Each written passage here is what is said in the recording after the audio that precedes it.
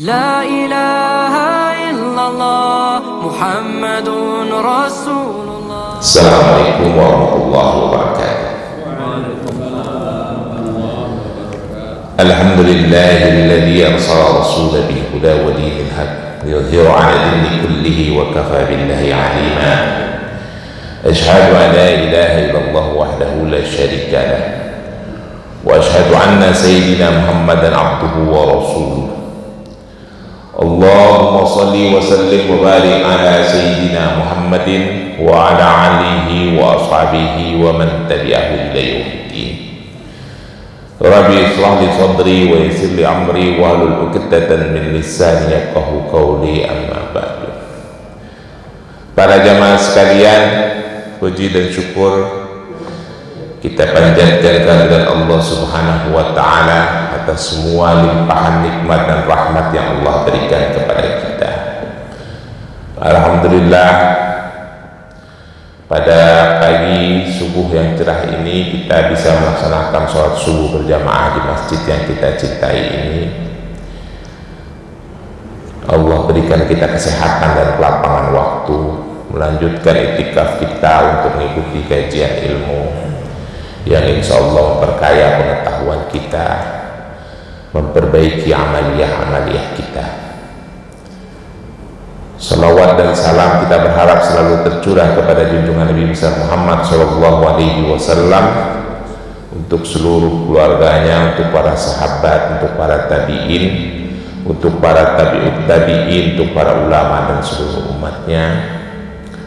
Insya Allah kajian-kajian hadis yang kita ikuti di majelis ini menjadi wasilah bagi kita nanti untuk mendapatkan syafaat di yaumul akhir dari Rasulullah SAW. Hari ini kalau tidak salah sudah pertengahan bulan Syawal. Kalau nggak salah hari ini pas tanggal 15 ya, tergantung nanti mulainya dari mana kemarin Syawalnya. Ada 16 ya, sudah 16 Syawal, cepat sekali ya Pak.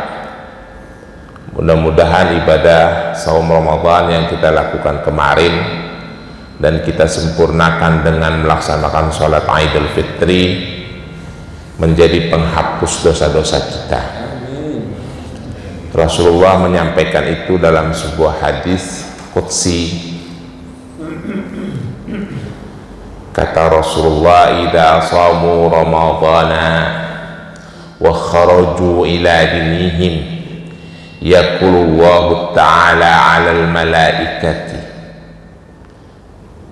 kullu 'amilin yadlubu ujrahu ya ibadi alladzina shamu bi syahrihim wa kharaju ila 'idihim yadlubuna ujurahum ashhidu anna qad ghafartu lahum. Kata Rasulullah, yang di dalam hadis itu ada ucapan Allah Ta'ala. Kata Rasulullah, sesungguhnya orang yang melaksanakan ibadah saum Ramadan disempurnakan dengan sholat id, kharaju ila idihim, keluar untuk melaksanakan sholat id, yaqulullahu ta'ala, Allah berkata alal malaikati, Allah berkata kepada para malaikatnya, kullu amilin yadlubu ajrahu, setiap orang yang bekerja, orang yang berusaha, dia mengharapkan upah. Kata Rasul, kata Allah kepada para malaikat, ya ibadi alladzina shamu bi syahrihim wa kharaju ila aidihim, dan hamba-hambaku yang sholat, yang berpuasa pada bulannya, maksudnya bulan Ramadan, dan keluar untuk melaksanakan sholat idnya, yadlubuna ujurahum, mereka juga mengharapkan upah, mengharapkan hadiah. Kata Allah berkata kepada para malaikat, ashhidu, Allah berseru, maka para malaikatku saksikannya, saksikanlah, anna qad ghafartu lahum, aku telah mengampuni dosa-dosa hambaku itu. Ya, mudah-mudahan kita adalah bagian hamba-hamba Allah yang diampuni dosa-dosanya berdasarkan keterangan hadis tadi. Baik, saudara-saudara sekalian, kita lanjutkan kajian hadis Sahih Bukhari jilid 4 yang pernah saya sampaikan, kalau tidak salah pada pertengahan Ramadan kemarin, yaitu babnya bab adab, kitabul adab, tentang menjaga ukhuwah Islamiyah, ukhuwah sesama muslim, persaudaraan sesama muslim, dan saling menjaga dan menghormati, menjadi pelajaran bagi kita semua. Mari kita simak nasihat-nasihat Rasulullah. Hadisnya nomor 5690. Bismillahirrahmanirrahim. Diawali dengan ayat Al-Quran sebagai pembuka. Ya ayyuhalladzina amanu ijtanibu katsiran minadh-dhani inna ba'dadh-dhani ismun wa la tajassasu wa la yughtab ba'dukum ba'dan ayyuhibu ahadukum ayyakulu lahma akhihi maita fakarihtumuhu wattaqullaha innallaha tawwabur rahim. Ini ayat yang sangat populer ya Bapak-bapak sekalian. Dari kita kecil kita udah tahu ini ayat. Surat Al-Hujurat ayat 12. Ya ayyuhalladzina amanu ijtanibu katsiran minadh-dhani inna ba'dadh-dhani ismun wa la tajassasu wa la yughtab ba'dukum ba'dan.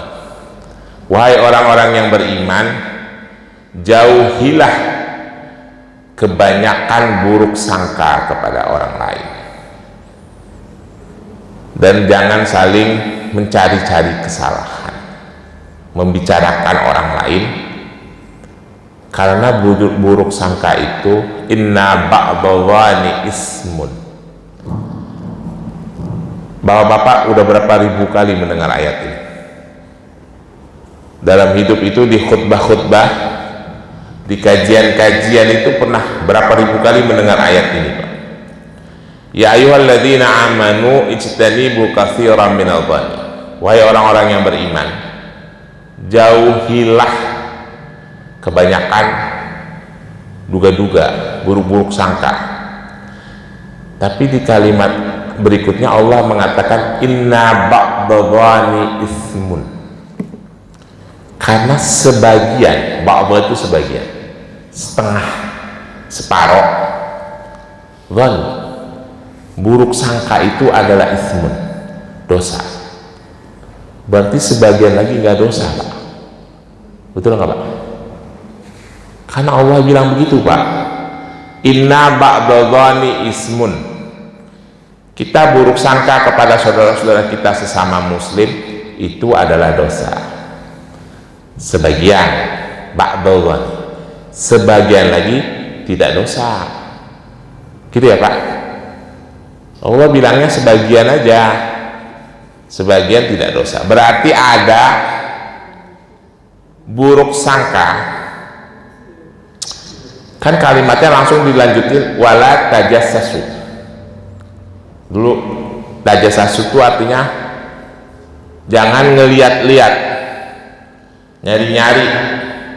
Dulu kita kalau di pesantren itu ada santri yang tugasnya jadi jasus, tajassasu. Nah, kalau di pesantren itu dulu ada tugasnya santri yang tugasnya jadi jasus. Dia adalah mata-mata untuk mata-matain santri yang ketahuan menggunakan bahasa Indonesia pada hari yang bukan bahasa Indonesia. Nah, kalau di pesantren dulu ada kayak gitu, Pak. Misalnya hari ini dialog kita sehari-hari itu lagi pakai bahasa Arab, karena hari pesantren itu 7 hari dibagi, kalau tidak salah 3 bahasa Arab, 3 bahasa Inggris, 1 bahasa Indonesia 1 hari. Jadi di hari yang kita bahasa Inggris nggak boleh kita ngomong Indonesia atau ngomong Arab. Di hari yang kita pakai bahasa Arab, nggak boleh kita ngomong Indonesia ataupun ngomong Inggris. Kalau lagi ketelepasan, nah itu tugasnya si mata-mata tuh, jasus. Langsung dilaporin ke Ustadz, itu si Ubay tadi ketelepasan ngomong bahasa Indonesia, panggil. Bapak tahu nggak? Saya di bawah Universitas 3 Sanawiyah tuh dipanggil kalau lagi kesalahan saya, misalnya di hari bahasa Inggris saya ngomong pakai bahasa Indonesia, disuruh terjemahin koran Jakarta Post, Pak. Kamu terjemahin Jakarta Post, mau nggak mau kita terjemahin tuh, gara-gara ketelepasan ngomong. Habis itu saya jadi jasus, saya tidak bisa berhenti jadi jasus sebelum nyari orang yang salah. Pokoknya setiap nongkrong saya dengerin ada yang ketelepasan, langsung saya laporin, dia ditangkap. Kalau lagi hari bahasa Arab turut terjemahin koran pakai bahasa Arab, habis itu dia dijadiin jasus, nyari-nyari kesalahan. Jadi itu wala tajassasu. Tapi itu biasanya yang begitu tuh di pesantren modern. Kalau di pesantren salaf kayak Ustadz Amin tuh nggak ada, Pak. Dia pesantrennya pesantren Deprok, bacanya kitab, tidak ada muhaddatsah, tidak ada conversation. Pesantren modern tuh Buireng, Gontor tuh ada. Pesantren Deprok nggak ada kewajiban untuk berbicara dalam bahasa Inggris dan bahasa Arab, ya. Itu namanya tajassasu, mencari-cari kesalahan orang. Jasus, orangnya jasus namanya, mata-mata, kita nyebutnya mata-mata. Karena kata Allah, inna ba'dadhani ismun, sesungguhnya separuh, sebagian dari orang yang suka berburuk sangka itu adalah dosa. Jadi separuh lagi tidak dosa. Betul nggak kira-kira begitu, Pak? Bapak hafal ayatnya enggak ini? Ya ayyuhalladzina amanu ijtanibu katsiran minadh-dhani inna ba'dadh-dhani ismun. Hai orang-orang yang beriman, jauhilah banyak buruk sangka, kebanyakan buruk sangka, karena buruk sangka itu adalah sebagian, inna ba'dadh-dhani, sebagian daripada buruk sangka itu adalah perbuatan dosa. Berarti sebagian lagi enggak dosa. Betul nggak, Pak? Loh. Benar, Pak, ya? Apa yang tidak dosa, Pak, buruk sangka itu? Kalau itu ditujukan untuk mencari kebenaran, melakukan penyelidikan atas sebuah pelanggaran hukum atau penyimpangan syariat, maka itu tidak dosa, ya. Kalau itu dilakukan untuk mencegah kemungkaran dan kezoliman, maka ngebicarakan orang lain itu tidak dosa menurut para ulama. Misalnya ada pemimpin yang zolim, yang jahat kepada rakyatnya membicarakan itu tidak dosa. Kalau itu untuk mentahzir, mengingatkan, memberikan nasihat, itu tidak dosa, ya. Misalnya sekelompok tokoh masyarakat berkumpul, membicarakan si fulan itu banyak mengerjakan perbuatan maksiat, itu harus kita ingatkan dia, karena kalau tidak perbuatannya akan merajalela, itu tidak dosa. Jelas ya, Pak? Maka dari itu dalam surah Al-Hujurat ayat 12 Allah mengatakan inna ba'dadhani ismun, setengah, separuh, sebagian daripada buruk sangka itu dosa, sebagian lagi tidak dosa kalau ditujukan untuk kepentingan yang baik sesuai dengan syariat Islam. Jelas ya? Sebab kalau dosa hukum tidak berjalan, Pak. Kalau semuanya dosa, maka tidak ada yang melakukan penyelidikan, kan? Jadi dibolehkan kalau itu untuk kepentingan syariat. Jelas ya, Bapak-bapak sekalian? Baik, sekarang kita masuk ke hadisnya. Bismillahirrahmanirrahim. Hadatsana Abdullah ibnu Yusuf akhbarana Malik an Abi Zinad an A'raj an Abi Hurairah radhiyallahu anhu.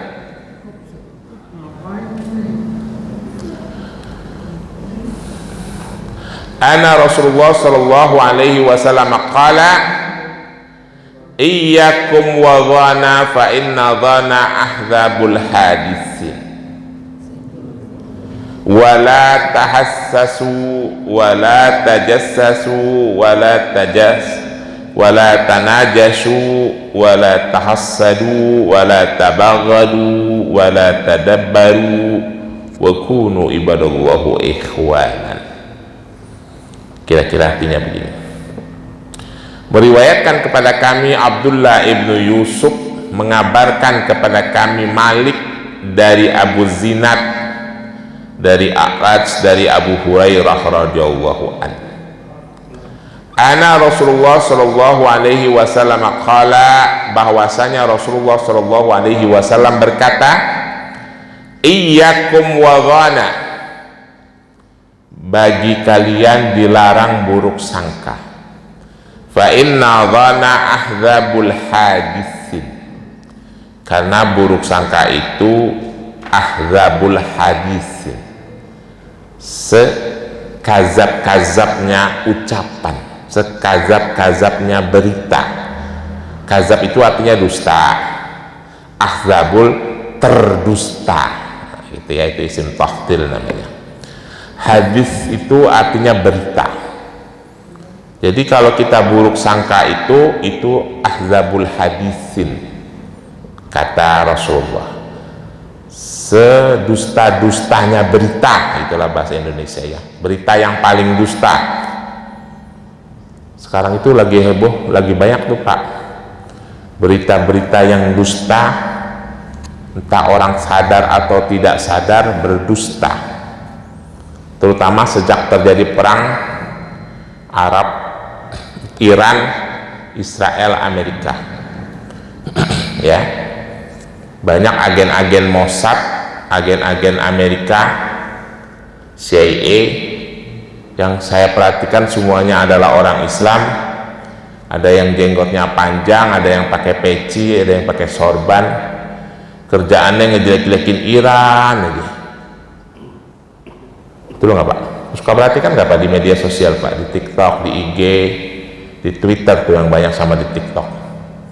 Kemarin-kemarin nggak pada nongol, sekarang pada nongol semua. Pakai cuplikan-cuplikan omongan ustadz yang dipotong-potong, cuplikan-cuplikan hadis yang maknanya bukan untuk itu. Kita jangan terkena ya, pucuk pengaruh dengan ahzabul hadisin seperti itu.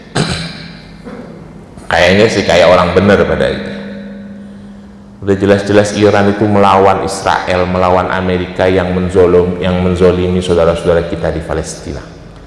Dan proksi-proksi Iran itu melakukan pembelaan terhadap saudara-saudara kita di Palestina. Tapi kan mereka Syiah. Lu kira Amerika itu Sunni? Israel itu Sunni, lu bela-belain. Syiah. Sunni itu satu akidah. Syiah dan Sunni satu akidah, tapi berbeda dalam syariat ya. Kok bisa satu akidah? Dia percaya Allah, dia percaya Rasulullah, mereka percaya Al-Quran, mereka percaya hari akhir, mereka percaya takdir. Ya udah, itu akidah Islam. Emang ada yang beda? Akidah Islam itu rukun iman yang 6, syariatnya beda. Kalau syariat beda, memang beda-beda, agak beda lah, beda dikit. Nah, tapi ada Syiah yang rusak, ada yang Rafidhah, ada Syiah yang mencela-cela sahabat, ada, tapi bukan Syiah yang 12 imam ya. Mereka tetap satu akidah. Bapak-bapak sekalian, saya pernah sampaikan di majelis ini, saya ini orang yang belajar, saya tanpa didoktrin apapun lah pokoknya, saya 0, 0, seperti kertas putih. Waktu kelas 1 sanawiyah sampai kelas 3 aliyah, saya belajar yang namanya sejarah kebudayaan Islam. Sejarah Islam dari zaman Rasulullah sebelum lahir sampai abad ke-19. Ya, kalau saya pakai logika saya, bapak-bapak sekalian, saya itu harusnya keluar dari Islam. Bapak pikirin, saya pikir-pikir, bapak belajar bener tentang sejarah Islam. Saya pikir-pikir kok orang Islam begini ya. Satu saat di hari yang bersama Rasulullah wafat, sejak itu orang Islam berantem. Asal bapak tahu, di hari yang bersama Rasulullah wafat, sejak itu orang Islam ribut. Di masa Abu Bakar tenang, di masa Umar bin Khattab tenang, di masa Utsman ibn Affan ribut lagi, sampai terjadi pembunuhan khalifah. Di masa Sayyidina Ali lebih ngeri lagi ributnya, sampai cucunya Rasulullah terbunuh di Karbala. Lalu Muawiyah membangun dinasti daulah. Itu umat Islam kagak ada berhenti berantem, Pak. Ribut, membunuh, terus membunuh dengan keji. Sampai Daulah Abbasiyah ribut lagi. Abbasiyah ngejar-ngejar Syiah, ngejar-ngejar keturunannya Bani Umayyah, terus membunuh. Lalu sedikit tenang ketika Abbasiyah mulai lemah. Lalu Ayyubiyah mulai sedikit berkuasa di Afrika Utara dan sebagian Timur Tengah. Tidak ada keributan karena umat Islam lagi menghadapi serangan dari pasukan salib. Waktu itu nyaris nggak ada keributan karena umat Islam lagi menghadapi serangan. Sebelum itu menghadapi serangan kaum Mongol, bangsa Mongol, dan Bani Abbasiyah dihancurkan di Irak. Lalu menghadapi serangan kaum salib bersatu. Setelah itu Khalifah Turki Utsmani berkuasa, ribut lagi. Sebelum mereka menguasai Eropa, mereka menguasai dulu Timur Tengah. Terjadi pertempuran satu sama lain. Lalu tenang, setelah selesai dikuasai Timur Tengah, mulai merambah kekuasaan Eropa, itu ributnya sama orang non Muslim. Habis itu pecah, Turki Utsmani pecah, hancur karena diprovokasi oleh Inggris, Prancis. Setelah itu orang Islam di Timur Tengah ribut sampai hari ini. Saya tuh anak remaja yang nol gitu ya, belajar agama. Saya pelajarin, ini kok ajaran Islam pada berantem lulu ya, saya bilang. Padahal Islamnya mengajarkan kebaikan, kesantunan, kasih sayang, tapi orang Islam berantem dulu. Lalu pelajaran saya tingkatkan, ada pelajaran namanya Maqaranatul Addiyan, perbandingan ilmu agama. Saya pelajari agama-agama non Muslim. Agama Katolik ternyata itu juga tidak kurang ributnya, tidak kurang membunuhnya antara Katolik sama Protestan. Saya pikir-pikir agama itu kerjanya membunuh aja. Itu kalau orang Islam yang imannya kurang kuat dan mempelajari dari sisi budayanya, dari sisi sosialnya, dan fakta sejarahnya, pasti akan ada question mark, Pak. Akan ada tanya-tanya besar. Kenapa Rasulullah yang mengajarkan kesantunan, kasih sayang, dan lain-lain, tetapi dimulai dari para sahabat, tabi'in, dan seterusnya, sampai hari ini di kita, itu kerjanya berantem melulu. Ya, padahal ajaran Islam itu sangat luhur. Saya tidak mengerti bagian itu ya. Sampai hari ini, Pak,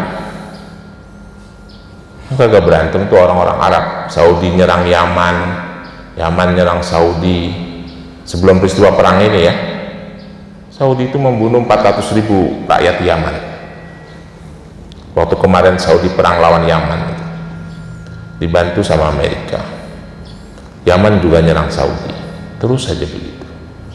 Padahal mereka satu saudara, satu darah. Begitulah ya orang Islam. Nah, sebabnya apa? Sebabnya ahzabul hadisin. sedusta-dustanya berita. Kelemahan orang Islam itu tidak mau tabayun. Kalau dapat berita tidak mau dicek and recheck, akhirnya jadi cepat emosi. Kelemahan orang Islam itu tidak pernah mau belajar, sehingga tidak bisa membedakan mana yang salah dan mana yang benar. Yang bedanya itu tipis, ya. Maka dari itu ada sebuah peribahasa apa dalam bahasa Arab, kurang lebih artinya begini: orang yang berilmu tinggi akan semakin tinggi ilmu seseorang, akan semakin sedikit dia menyalahkan pendapat orang lain. Kalau makin banyak menyalahkan pendapat orang lain, itu tandanya ilmunya sedikit. Tapi semakin sedikit menyalahkan pendapat orang lain, tandanya ilmunya banyak. Betul Pak? Kan saya udah sering ngasih contoh nih di Masjid At-Taubah. Masjid At-Taubah yang urusannya syariat aja dah. Saya sering ngasih contoh kan, kalau ada orang sholat tidak pakai sedekap, salah apa tidak? Salah. Orang sholat nih, kan kita Allahu Akbar. Terus kalau orang tidak begini aja, salah nggak? Ada yang bilang salah. Tandanya ilmunya sedikit. Terus ada yang pada saat tahiyat akhir kakinya tidak disimpulkan, salah apa enggak? Ada lagi yang teriak salah. Tandanya ilmunya sedikit. Ada lagi nanti yang lebih dramatis nih, kita uji coba. Ada orang sholat, kalau ada terjadi di At-Taubah jangan disalahin ya. Ada orang habis sholat maghrib langsung sholat isya. Jangan ada yang bilang salah. Padahal rumahnya di Ciputat misalnya gitu. Dia dari Parung mau ke Ciputat, mampir di sini sholat maghrib, habis itu dia sholat isya. Jangan disalahin. Ya. Dia sholatnya di jamak. Kenapa bisa dijamakan? Jaraknya dekat. Menurut mazhab Imam Hanifah, kalau orang sudah keluar dari kampungnya, dia boleh jamak. Walaupun seandainya kampungnya di Pamulang, dia keluar ke Ciputat, dia boleh jamak. Kan itu seharusnya 95 kilo, 94 kilo Pak Ustadz. Itu mazhab Imam Syafi'i. Itu ya, jangan disalahin. Kalau banyak-banyak nyalah itu tandanya ilmunya dikit. Ya, oh itu salah, itu duduknya begitu, salah dia, ilmunya sedikit. Ya, pasti ya, jelas. Itu contoh. Nah, maka dari itu kita umat Islam ini harus banyak belajar. Kan saya sering bilang tuh, emang kita jadi orang Islam ini baru nyari. Kita emang jadi orang Islam ini baru di Villa Pamulang. Kan kita jadi orang Islam dari lahir. Bapak kita udah jadi orang Islam, engkong kita udah jadi orang Islam, buyut kita udah jadi orang Islam. Emang kita kagak ngaji dari kita kecil? Lah emang kita ngajinya baru mulai di Pamulang doangan? Kalau kita ngajinya baru di Pamulang doangan, jadi suka nyalain orang gitu. Ya tapi udahlah, udah terjadi gitu kan. Saya selalu menyampaikan, ya udah terjadi, mau dibilang apa. Tapi anak-anak kita didik ilmu agama yang benar. Dengan ilmu mereka tinggi, wawasan mereka luas, kita akan sedikit menyalahkan orang lain, Pak. Karena begitu kita lihat, oh itu seperti yang ada di kitab itu. Begitu kita ngelihat mereka beribadah, oh itu seperti yang menurut mazhab imam ini. Gitu ya. Jelas ya Pak? Jadi mulai sekarang tuh jangan suka nyalain orang. Kecuali kalau ada yang sholatnya ngadep ke Washington, itu baru kita salahin. Ya, itu sholatnya masih satro ke Baitullah, satro ke Ka'bah, satro ke kota Mekah. Nggak usah kita ribut-ribut. Ya, termasuk juga mengharap sholat. Sholat itu ajarannya adalah satra, mengarah ke Ka'bah, satral Masjidil Haram, mengarah ke tempat sujud di tanah haram, itu artinya satral Masjidil Haram. Kalau udah ada yang mengarah, udah biarin aja, mau pas mau kagak, yang penting sudah mengarah, karena syariatnya mengatakan mengarah. Ya, mengarahnya kemana? Untuk orang Indonesia mengarahnya ke kota Mekah. Baitullah Ka'batu li ahlil haram, wal haram kiblatu li ahlil Makkah, wal Makkah kiblatu li ahlil masyriq wal maghrib. Begitu kata ahli fikih. Baitullah kiblatu li ahlil haram, Ka'bah adalah kiblat bagi orang yang berada di dalam Masjidil Haram.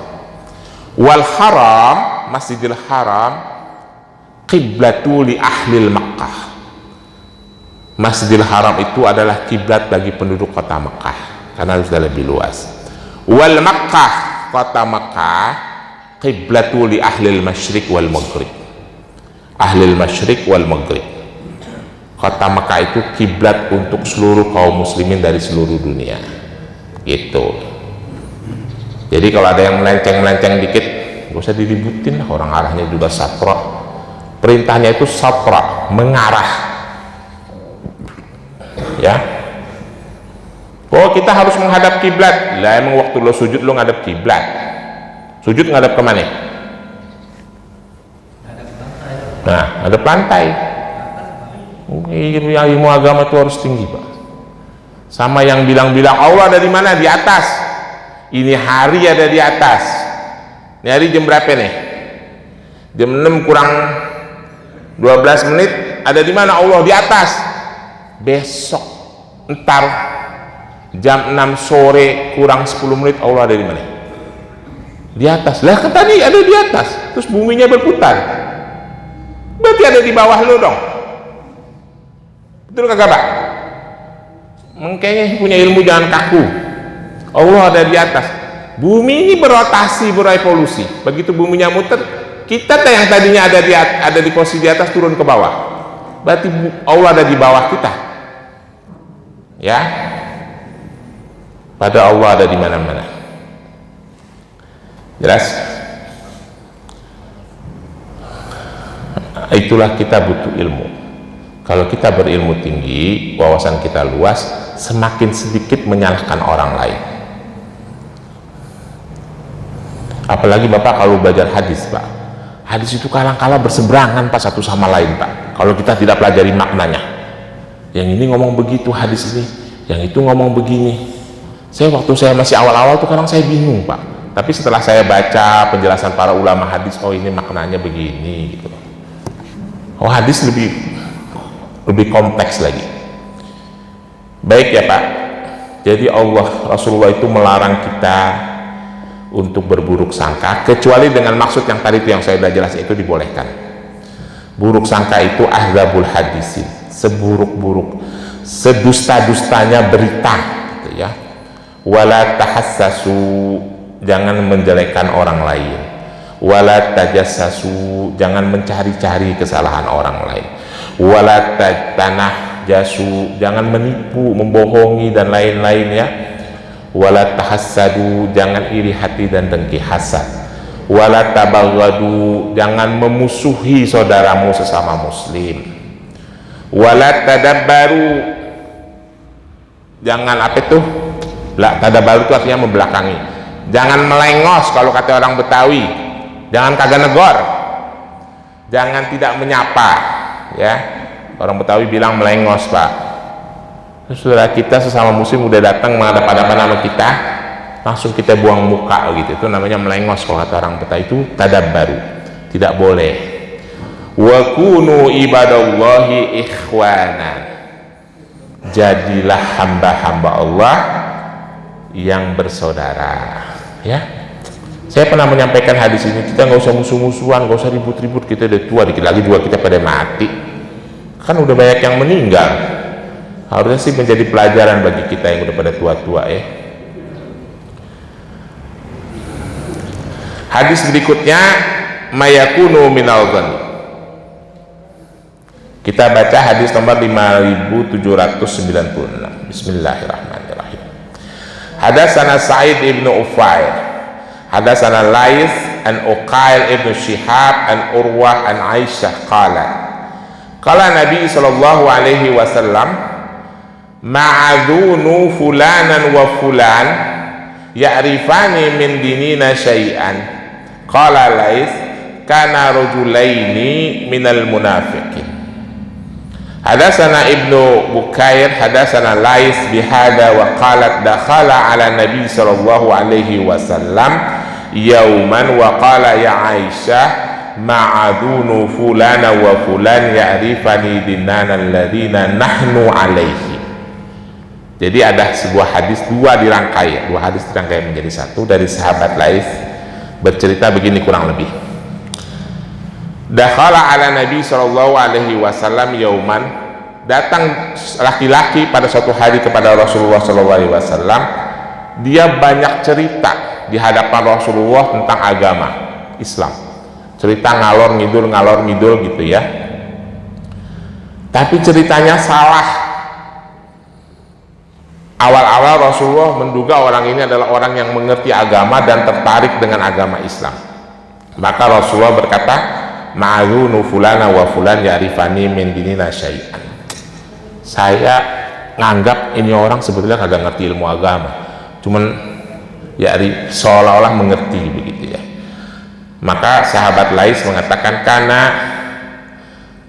dakhulaini minal munafikin, itu orang dua itu yang datang kepada Rasulullah yang seolah-olah mengerti ilmu agama, berbicara ke kanan dan ke kiri, mereka adalah orang-orang munafik.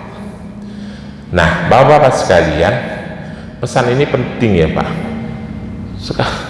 Sekarang ini banyak orang-orang yang, saya pernah menyampaikan, yang mengustadkan diri atau dianggap ustadz,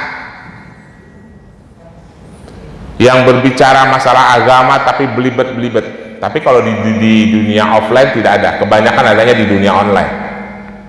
Dulu awal-awal si Abu Janda itu,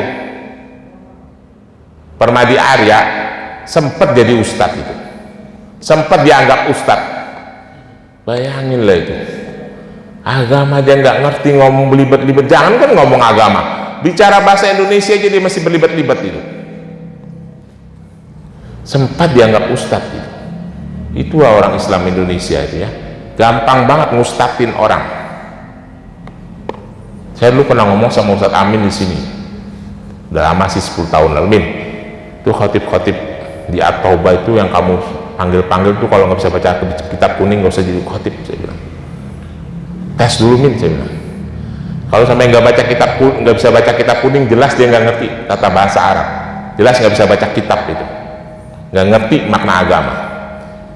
Kalau sekolahnya sanawiyah aliyah terus YIN gitu kan, Islam bukan duaran pesantren, jelas nggak ngerti ilmu agama, nanti ngaco, saya bilang. Saya pernah bilang begitu, tapi ya kalau kita pakai syarat itu ya ada ribet ya Pak. Baik, udah habis ya waktunya ya. Ya udahlah, kalau udah habis mah udah habis, mau dibilang apa? Satu hadis lagi. Satu hadis lagi. Bismillahirrahmanirrahim. Hadatsana Abdul Aziz ibnu Abdullah, hadatsana Ibrahim ibnu Sa'id an Abi Akhi ibnu Shihab an Salim ibnu Abdullah qala sami'tu Abu Hurairah radhiyallahu anhu qala sami'tu Rasulullah sallallahu alaihi wasallam yaqulu kullu ummati mu'afa ila mujahirina wa inna min mujanati an ya'mal rajulu bil-laili amalan summa yasbihu wa qad satarallahu fayaqulu ya fulan amiltu barihatan kada wa kada wa qad bata yastaruhu rabbuhu wa yusbihu yaksbu satarallahu anhu. Ya, saya singkat saja. Kata Rasulullah artinya begini, setiap umatku, ini pelajaran buat kita ya Pak, itu sebetulnya dimaafkan oleh Allah. Allah itu punya potensi, bukan punya potensi, punya keinginan, dan kita itu punya peluang untuk selalu diampuni oleh Allah ya. Dan Allah menutupi kesalahan hamba-hambanya, menutupi aib-aibnya. Seorang laki-laki, seseorang, kata Rasulullah, yang pada malam hari amalan melakukan sebuah perbuatan dosa gitu, wa yusbihu, sampai subuh, qad satarallahu, dia berbuat kemaksiatan dan lain-lain, itu Allah itu menutupi kesalahan, menutupi aibnya. Tapi kadangkala manusia itu sendiri yang bangga menceritakan kesalahannya. Nah, itu paling dibenci itu oleh Allah. Wah, saya kemarin ada cewek begini. Kemarin kumpul sama teman-teman, minum minuman ini, minuman itu. Ya, itu bangga menceritakan, itu Allah paling benci, Pak. Padahal Allah udah berusaha menutupi aib kita. Maka dari itu kalau punya aib kita simpen baik-baik, kita tutup.